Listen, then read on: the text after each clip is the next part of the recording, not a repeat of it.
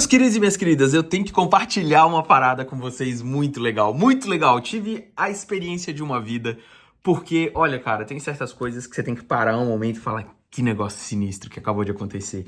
Eu entrevistei a Lady Gaga, velho. Eu entrevistei a Lady Gaga, o Joaquin Phoenix e o Todd Phillips. O trio que faz Coringa Delírio A2, a sequência do filme de 2019, que arrebatou mais de 1 bilhão em bilheteria, ganhou Oscar, foi indicado a um monte de prêmio, ganhou o Festival de Veneza. E o segundo filme chega agora aos cinemas. E você vai ver aqui uma entrevista que eu fiz com eles. Esse é o primeiro vídeo de vários outros que a gente tá fazendo, tanto nas redes quanto aqui no YouTube, falando sobre o processo de construção do filme. A Lady Gaga fala, por exemplo, pela primeira vez, como foi ela reaprender a cantar. Tipo, ela diz que canta de um jeito que os fãs não esperam, basicamente, de como ela cante, né? Não é como ela canta no palco, ela canta aqui de outro jeito. Fala da diferença da Arlequina para outras personagens, como a Ellie de Nasce Uma Estrela. O Joaquin Phoenix fala aqui como é que foi voltar ao set e principalmente como é que é a parceria dele com o Todd Phillips. Nos próximos vídeos, vocês vão ver ainda eles falando sobre a diferença do primeiro pro segundo filme e por que eles decidiram fazer um musical. Cara, acompanha aí comigo. Foi uma experiência muito louca. Diz aí o que você achou dessa entrevista e a expectativa pro filme.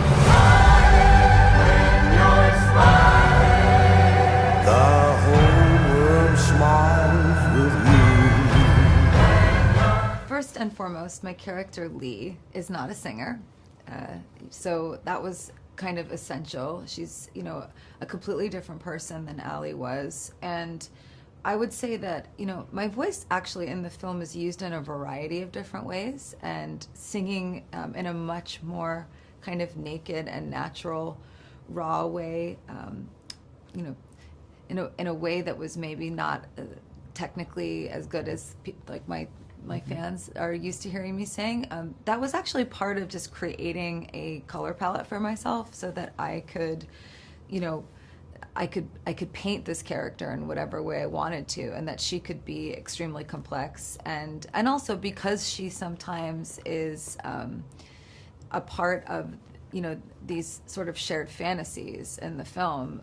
There were moments where also I imagined, like, what would Arthur need in this moment? What would he be dreaming of if he was dreaming of her? And that would change my voice too. Well, I mean, the most obvious thing is the music, right? Yep. And but in some ways, some of it is just an extension of what we were doing in the first film. You know, in the first film, I worked with the choreographer Michael Arnold on the dance on the stairs, and I worked with him again here.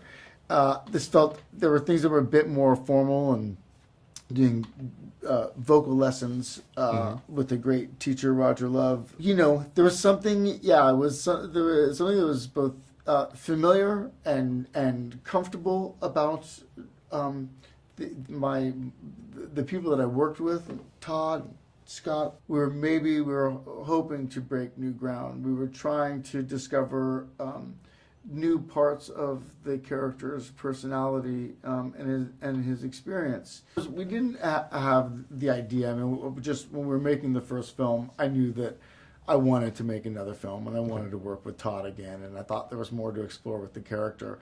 But Todd and Scott really kind of figured out what this film is, and you know, we met and talked about it, and they kind of wrote the script. And there are times where there are people that you work with that you just understand each other. And I don't know what that is, and I haven't really analyzed it for myself.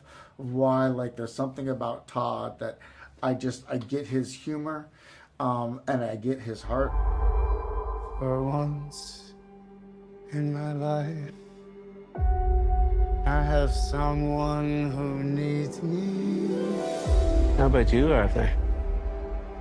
Do you still think you're a star? Showtime.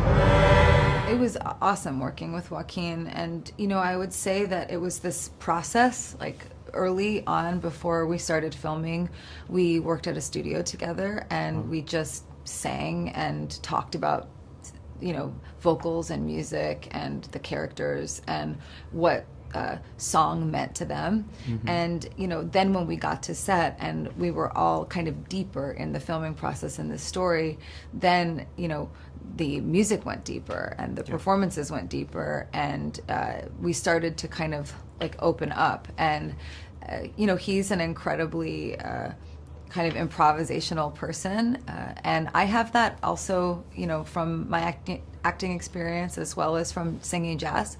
So, you know, I think that this only opened up kind of a whole new world for me to be able to create a woman that is a really complex person. You know, it's like working with any two actors. I mean, I directed Joaquin in a 10-page scene with Robert De Niro in the other movie, right? Sure. And it's like, that's like, whoa, how are you going to do this? And it was the greatest, you know, week of my life.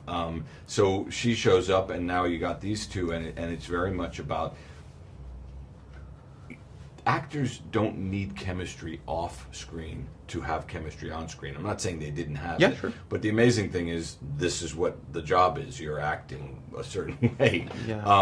I was surprised with how much chemistry they actually just had naturally. You know, she's really so much looser than you might think, right? I mean, because she represents something. She's a worldwide star in a different way than an actor is. She's bigger so in some ways. So you get a little worried, will she be able to access that vulnerability that matters so much to an actor like Joaquin? But she just can. So. I got the sneaking suspicion that we're not giving the people what they want. It's okay, baby. Let's give the people what they want.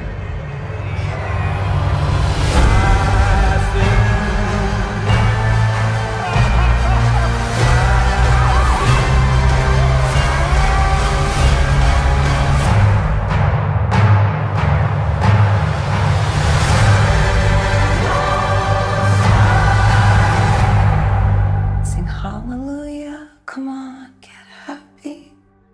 Get ready for the judgment day.